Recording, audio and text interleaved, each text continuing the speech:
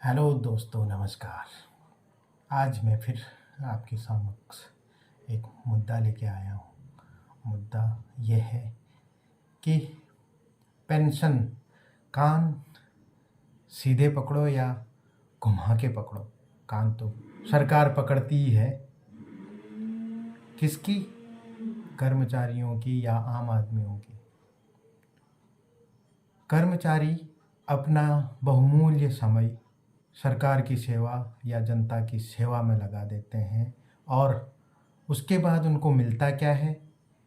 कभी ओपीएस, कभी एनपीएस, कभी यूपीएस, बस सिर्फ नाम का पेंशन स्कीम। ये जाल में फंसाने का काम है। कोई भी योजना इनकी कंप्लीट नहीं होती है।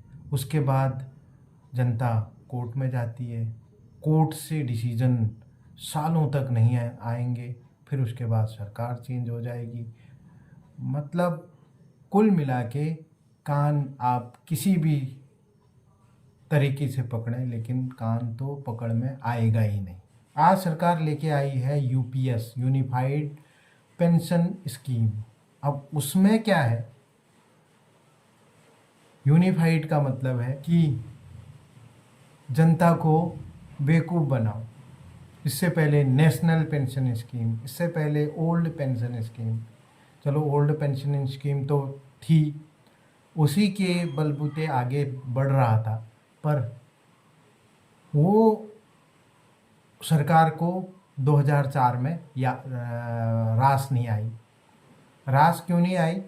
क्योंकि जो पेंशनर्स को बेनिफिट मिल रहे थे वो बहुत ज़्यादा हो गए थे, सरकार उसे झेल नहीं पा रही थी और उसको शेयर मार्केट के हवाले कर दिया गया 2004 में। शेयर मार्केट मतलब शेयर मार्केट में इसका जो मैक्सिमम जो पेंशन अभी कौन डिसाइड करेगा? शेयर मार्केट डिसाइड करेगा। आपकी जो पेंशन है, आप गवर्नमेंट भी डिसाइड नहीं करेगी, वो शेयर मार्केट डिसाइड करेगा। आपकी भविष्य निधि को ख़त्म कर दिया गया और ये जानकारी शायद ही किसी को हो। जो भविष्य निधि है वो सिर्फ पेंशन को जनरेट करने के लिए दी जाती है। पेंशन को जनरेट करने के लिए भविष्य निधि होती है और भविष्य निधि ही ख़त्म कर दिया। उसमें एनपीएस लेके आ गए 2004 में और वो एनपीएस गवर्नमेंट ने मार्केट के हवाले कर दिया और मार्केट डिसाइड करेगा कि आपको कितना पेंशन मिलेगा। अब मार्केट तो मार्केट है, कभी ऊपर जाएगा कभी नीचे जाएगा और आपका जो है वो नीचे जाएगा या ऊपर जाएगा, इस पर कोई किसी का कंट्रोल नहीं है। इवन मार्केट ऊपर भी रहेगा तब भी आपको गुमराह कर दिया जाएगा।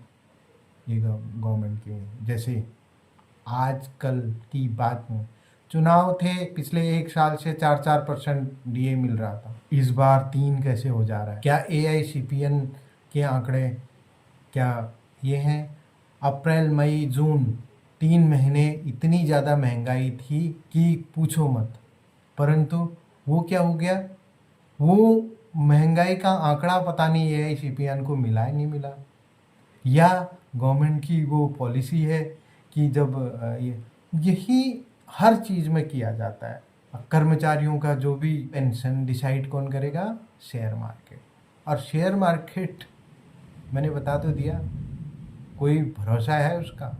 कभी ऊपर जाएगा कभी नीचे जाएगा और ऊपर भी रहेगा तब भी आपका वो जो एनएवी है वो नीचे ही रहेगी। ये पैसा कमाने का जरिया है और आपकी जो पेंशन को कहाँ डाल दिया? Share market. अब यूपीएस लेके आए हैं। अभी ओल्ड पेंशन में मैं फिर से जिक्र करता हूँ। ओल्ड पेंशन स्कीम में क्या था? 50% आपकी लास्ट ड्रॉन बेसिक पे प्लस डीए का आपको 50% के हिसाब से आपको पेंशन मिलती थी। 2004 में इसको क्या कर दिया गया कि आपकी पेंशन जो है 40% में लेके आए, परंतु वो भी कौन डिसाइड करेगा? Share market. अब आगे उसके बाद 20 साल तक ये प्रकरण विरोध में चलते रहे जनता विरोध करती रही, कर्मचारी विरोध करते रहे।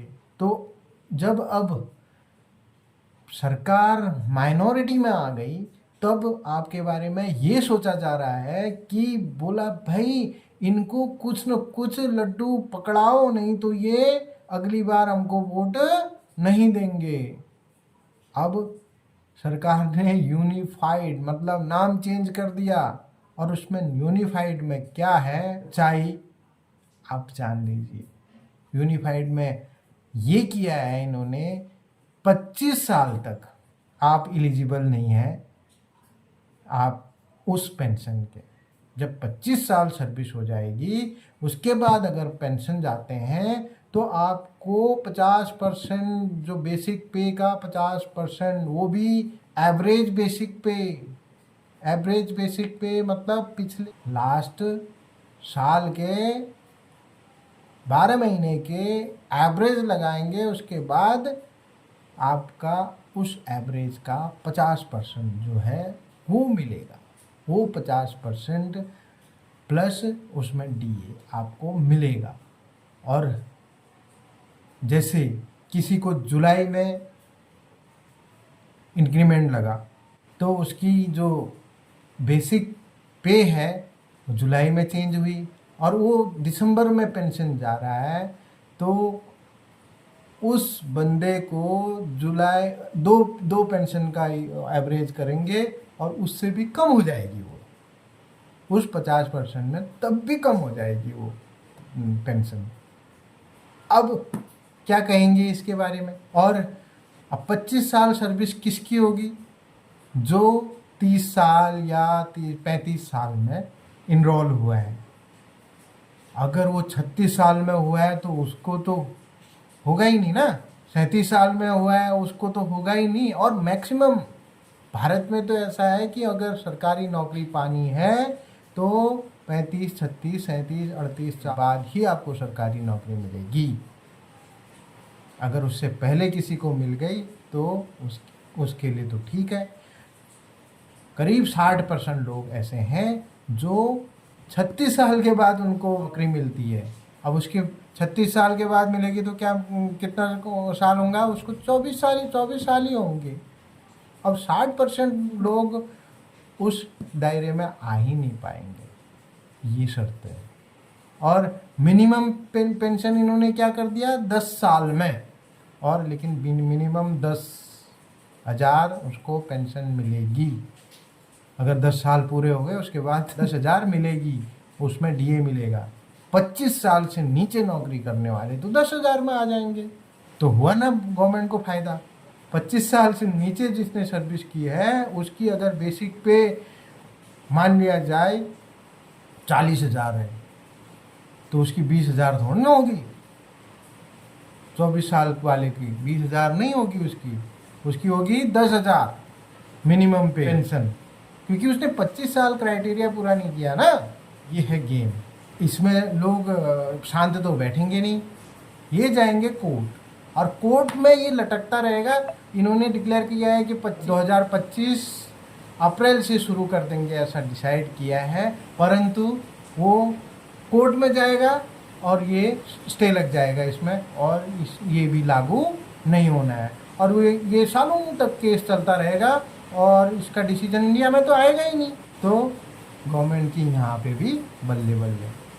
अब इसके बाद वही झुंझुना पकड़ के घूमते रहेंगे।